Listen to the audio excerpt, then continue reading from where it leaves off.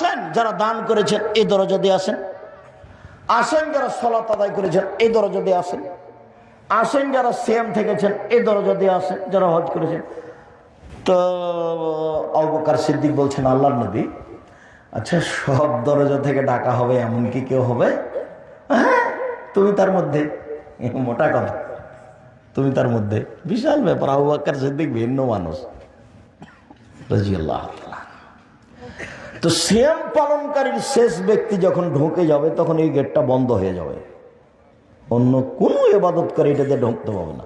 তখনও হজেরটাও খোলা আছে, সালাতেরটাও খোলা আছে। মানে সালাত আদায়কারী হজেরটা দিয়ে ঢুকতে পারবে, হজ পালনকারী সালাত দিয়ে ঢুকতে পারবে, কিন্তু সিয়াম পালন না করে এইটা দিয়ে ঢোকা যাবে না।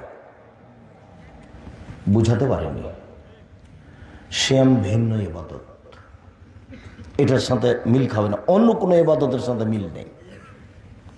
শুনুন, আল্লাহ নবী বলছেন ওমামা বাহিলিকে, ওমামা বাহিলি বলছেন আল্লাহ নবী একটা আমলের কথা বলেন তো আমি জান্নাতে চলে যাব তা দিয়ে। তো আল্লাহ রাসূল বলছেন ওমামা সিয়াম পালন করো। ইবাদতের জগতে সিয়ামের সমপর্যায়ের কোনো ইবাদত নেই। এক। দুই, ওমামা তুমি সিয়াম পালন করো, ইবাদতের জগতে সিয়ামের মতো কোনো ইবাদত নেই। 1 মিনিট, এটা হলো সিয়াম, একটা মতো আর একটা সমপর্যায়ের। এটা হলো সালাত।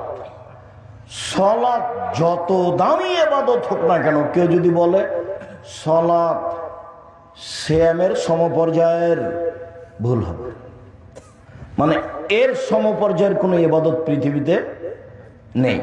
কেউ যদি বলে হজ সিয়ামের মতো, হবে না। কেন? এর মতো কোনো ইবাদত পৃথিবীতে নেই, একেবারে ভিন্ন ইবাদত, এর নাম সিয়াম। আল্লাহর ভয়, 1 ফোঁটা চোখের পানি, সবচেয়ে প্রিয় কাজ।